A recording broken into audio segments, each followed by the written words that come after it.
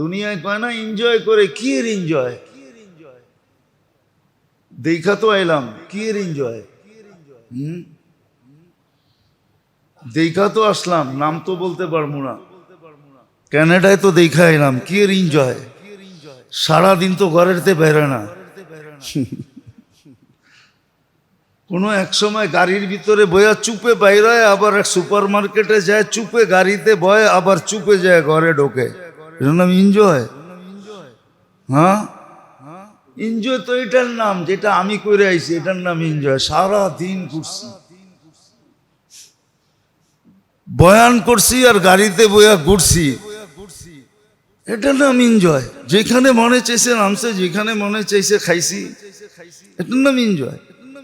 আসল এনজয় তো জান্নাতে। দুনিয়ায় প্রত্যেকে এনজয় করতে পারে, এটার নাম এনজয়। যে একটা ডিম তারপরও অর্ধেক খায়া ফেলায়।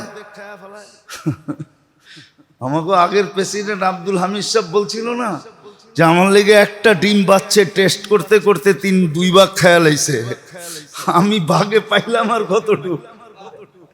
এটার নাম এনজয়? কোন এটার নাম এনজয়? না, কেউ কেউ কয় এটার নাম বুঝি এনজয়। হ্যাঁ, এটার নাম এনজয়?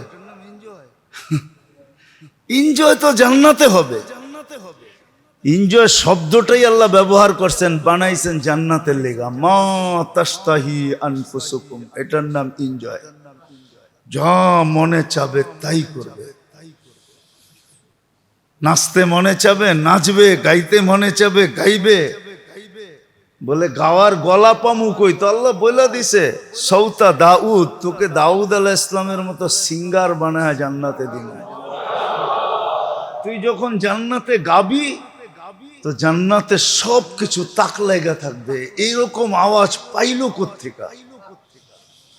আওয়াজে জান্নাত পর্যন্ত মুর্ছা যাবে। মুর্ছা যাওয়া বুঝেন? এটা উর্দু শব্দ, বুঝলেন না জানি না। মুর্ছা যাবে আওয়াজের ঠেলায়। জান্নাতের প্রত্যেক খাদেম খদ্দাম যা আছে সব ব্যাকুল হয়ে যাবে, ব্যাকুল মাতাল হয়ে যাবে। এরকম আওয়াজ। গাইতে মনে চাইলে গাবে, নাচতে মনে চাইলে নাচবে। যা চাবে তা হবে। গড়তে মনে চাইলে গড়বে, ঠিক না? একটা লয়া, একটা সামনে একটা পিছে। এখন তো পিছে একটা বইলি যুবক মাথার হুঁশ থাকে না, ঠিক না? মোটর সাইকেলের পিছে একজন বসলেই চার্জার একজন থাকলে আর হুঁশ থাকে না, ঠিক না? কি সত্য তো? ওইখানে তো একজন সামনে থাকবে, একজন পিছে থাকবে। আবার যেখানে গড়তে যাবে জয়া দেখবে এগুলার চেয়ে সুন্দরী আল্লাহ দাঁড় করে রেখা দিছে। জিজ্ঞাসা করবে তুমি কে? তো বলবে কোরআন পয়রা শোনায় মনে হয়, ওয়ালাদাইনা মাজিদ, আমার নাম মাজিদ, তোমার জন্য আল্লাহ বানায় রাখছে। যা চাবে তা মিলবে। এই জন্যই মনে হয় সাহাবায়ে কেরাম সবকিছুর থেকে মুখ ফিরায় নিছেন। আল্লাহর রাসূল বলছে বিজুহদি ওয়াল ইয়াকিন। সাহাবারা এত উপরে উঠছে দুনিয়ার থেকে, সব মুখ ফিরায় নেওয়ার কারণে।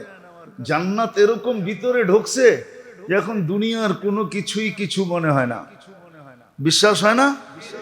প্রমাণ দিমু। বেশি দূরে যেতে হবে না। যান 3 টাকা না 5 টাকা টিকিট করছে এখন। আহসান মঞ্জিলে যান, কয় টাকা টিকিট এখন? হ্যাঁ, 20 টাকা। আচ্ছা 20 টাকা দিয়ে ঢুকেন, যা দেখেন কয়েকটা পেলা রাখা আছে, ঠিক না? হ্যাঁ, কি ওটার ভিতরে যদি দুধ দেই খাইবেন? খাইবেন না? না, মনে হয় অনেকে বোঝে নাই। এ তো পুরান যুগের, ঠিক না? কি এখনকার পেলার সামনে কোনো পেলা নাকি ওটা? হ্যাঁ, হয়তো কাঁসা দিয়া বানানো, নাইলে পিতল দিয়ে বানানো, ঠিক না? নাইলে মাটি দিয়ে বানানো, ঠিক না?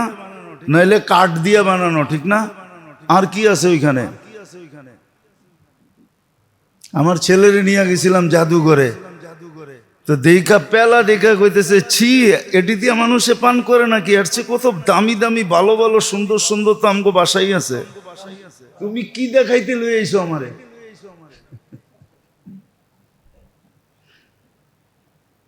সত্য এটাই, সত্য এটাই। দুনিয়ার এগুলার সামনে, আখেরাতের গুলার সামনে দুনিয়ার এগুলা থুতু মারার জিনিস। এই জন্যই সাহাবায়ে কেরাম থুতু মেরা দিছে। ওনারা এগুলার থেকে মুখ ফিরে আনিছে যে এগুলা কি, এটা কোনো জিনিস হলো নাকি জান্নাতের সামনে। এই জন্য ওনারা সকালে ভাবতেন কবে জান্নাতে যাব, বিকালে ভাবতেন কবে জান্নাতে যাব। 24 ঘন্টা জান্নাতের পিছে দৌড়াইতেন, জান্নাত কবে পাবো। এই জন্যই তো কিতাবে লেখা আছে, বলে তুই দুনিয়ার দামি, এটাকে কি বলে, পানীয়, পানীয় চিনেন?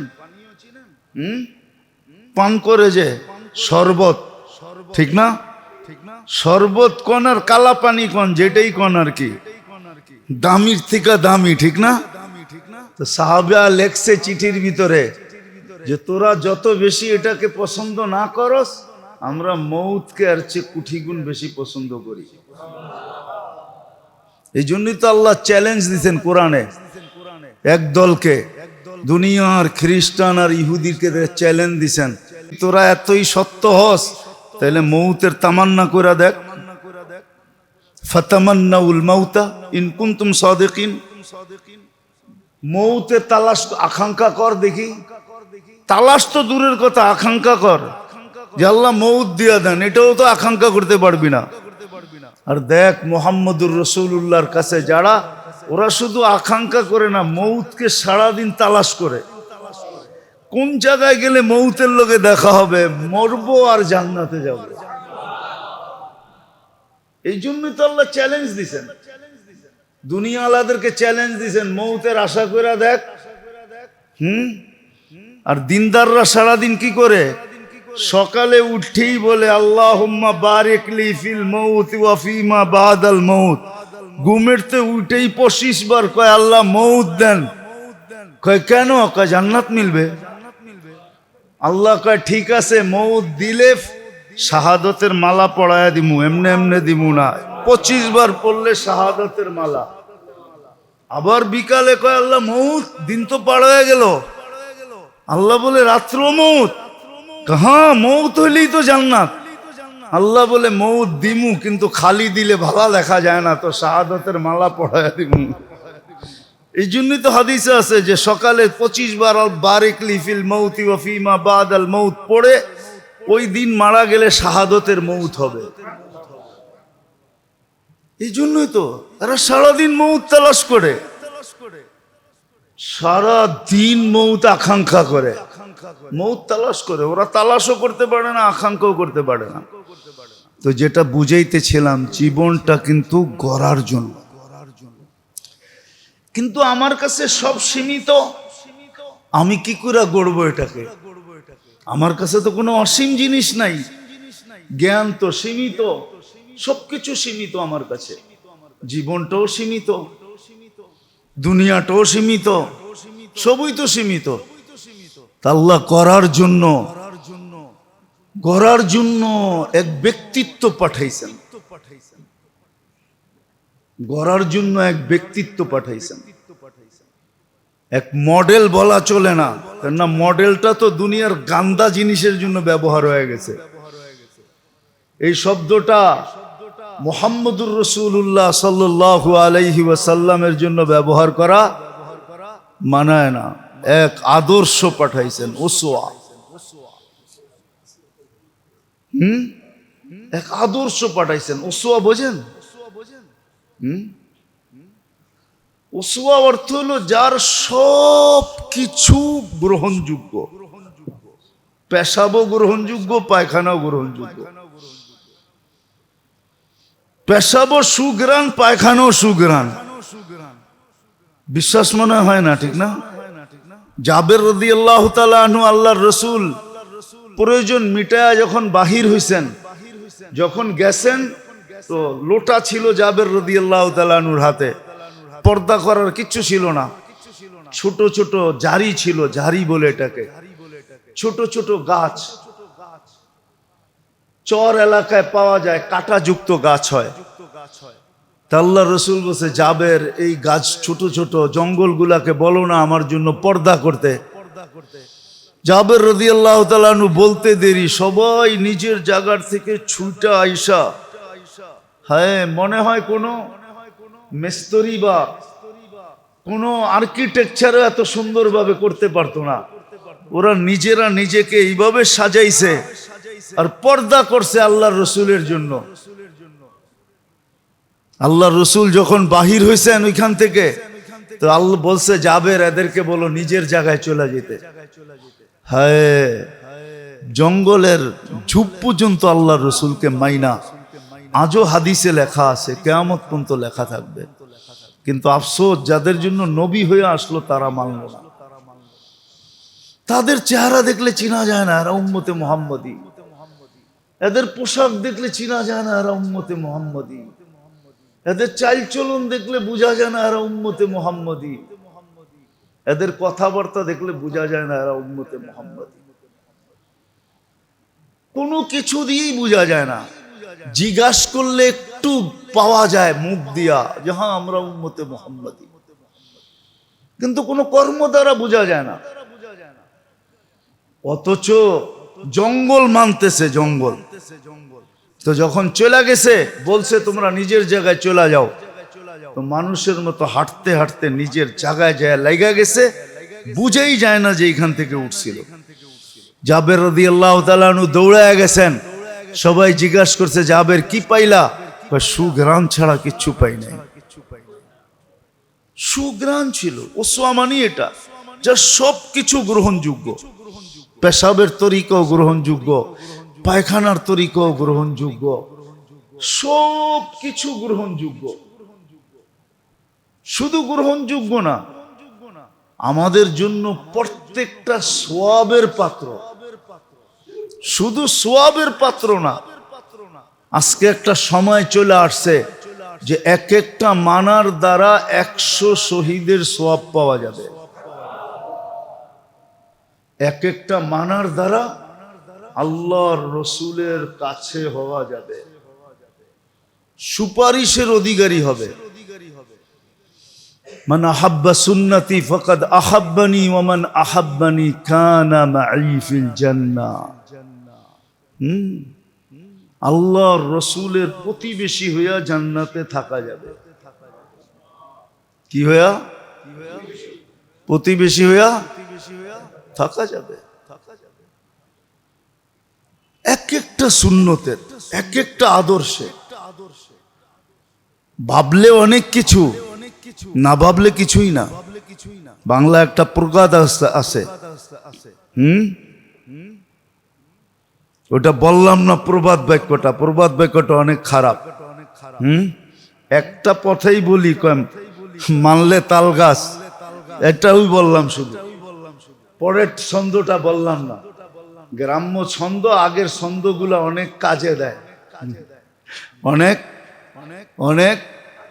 হ্যাঁ, যদিও আমরা এখন পড়ি না, আগে পড়তো, আগে ছন্দের বই ছিল। আমরা ছোটবেলা যখন পড়ছি, তো আদর্শ লিপির ভিতরে লম্বা লম্বা অনেক দূর পর্যন্ত শুধু প্রবাদ বাক্য ছিল, ঠিক না? মনীষীদের কথা ছিল, বই পাওয়া যেত। এখন ওগুলো পাওয়া যায় না। এখন তো সব মনীষী হয়ে গেছে এরকম যে হাট্টি মাটিম টিম, তারা মাঠে পারে ডিম, তাদের খাড়া দুটি শিং। এখন মনীষী সব এই ধরনের, সব শিঙালা মনীষী। আগে কোনো মনীষীর শিং ছিল না, সব শিঙালা এখন। আগের কবিরা কবির মতো ছিল, কবিরা কবিরা কবির মতো ছিল। ছোটবেলা যেটি পড়ছি ওটি মনে গাথার মতো ছিল, ঠিক না? হ্যাঁ, মনে গাথার মতো ছিল, সব শিক্ষণীয় ছিল। এখন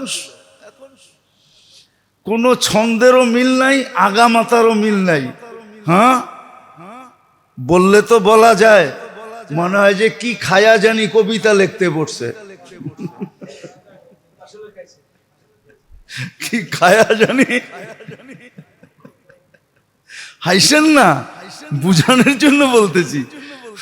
ছোটবেলার কবিতাও তো মনে আছে, স্কুলে তো কিছুদিন পড়ছি, এমন তো না যে স্কুল দেখিই নাই।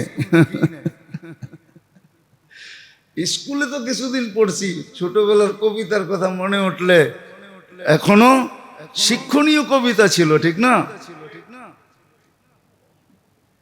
তো কি জানি বলতেছিলাম, কোত্থেকে কই হারায় গেলাম। জীবনটা গড়া উদ্দেশ্য, মিলবে জান্নাত, কিন্তু সব সীমিত কিভাবে মিলবে? এই জন্য আল্লাহ এক আদর্শ পাঠায় দিয়েছেন। 12ই রবিউল আউয়াল শুরু হয়ে গেছে কিনা জানি, রবিউল আউয়াল মাস শুরু হয়ে গেছে কিনা জানি না, আমি মনে হয় শুরু হয়ে গেছে। এই জন্য শুরু করতেছি এটা দিয়ে আর কি, যে আল্লাহ মুহাম্মদুর রাসূলুল্লাহ সাল্লাল্লাহু আলাইহি ওয়াসাল্লামকে আদর্শ বানায় পাঠাইতেছে, যা সব কিছু গ্রহণযোগ্যতা রাখে, যার সব কিছুর বিনিময়ে সওয়াব মিলবে, যার সব কিছুর বিনিময়ে জান্নাত মিলবে। প্রত্যেকটা জিনিসের বিনিময়ে জান্নাত গড়তে থাকবে, এমন কিছু নাই যেটার বিনিময়ে না মিলবে। ওসওয়া এটা কি বলে? মডেলের ভিতরে এটা নাই। মডেল তো শুধু এক সাইডে, এক সাইডে কি কি এক সাইডে কি একটা সাইডে মডেল, আরেক সাইডে নাই। কিন্তু ওসওয়া কাকে বলে? ওসওয়া বলে যার সমস্ত কিছু গ্রহণযোগ্যতা রাখে, সমস্ত কিছু বিনিময়ে মিলবে, সবকিছুতে বিনিময় মিলবে। এই জন্য আল্লাহ রসুল দেখাইছেন, একদিন আসবে মান আহইয়া সুন্নতি ইনদা ফাসাদি উম্মতি, এক সময় আসবে আমার একটা সুন্নতের বিনিময়ে 100 শহীদের সওয়াব। 2টার, 3টায়, 4টায়, 10টায়, 100তে শহীদের সওয়াব। মান হাফিজা সুন্নতি ফালাহ, মান হাফিজা সুন্নতি আকরামাল্লাহু ফি আরবা'i খিসাল। একটা সুন্নতকে যে হেফাজত করবে, বুকে লাগাবে, 4টা পুরস্কার দিবে তাকে আল্লাহ, বড় বড় পুরস্কার।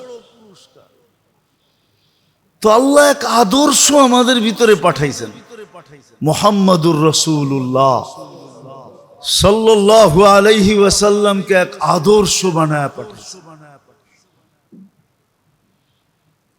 উচিত ছিল, উচিত উচিত ছিল, উচিত ছিল আমাদের, উচিত উচিত ছিল, সারা বৎসরই উচিত ছিল, প্রত্যেকটা মুহূর্তই উচিত ছিল। উচিত শুধু উচিত না, আরো জরুরি ছিল, একান্ত জরুরি, বরং ফরজ বলা যায়। ফরজ, এটা ফরজ ছিল যে প্রত্যেকটা বিষয় যেটাই করব আগে দেখব নবীর আদর্শ কি। আর ওটাও এই কারণে আমরা যে উচ্চ মর্যাদা আল্লাহর কাছে পাইছি, এটা উম্মত হওয়ার কারণে পেয়েছি, আমাদের চেহারা দিয়া পাই নাই। অতীতের মানুষগুলো আমাদের চেয়ে বড় সুন্দর ছিল, বিশ্বাস হয় না? কি মনে হয়? হয় না?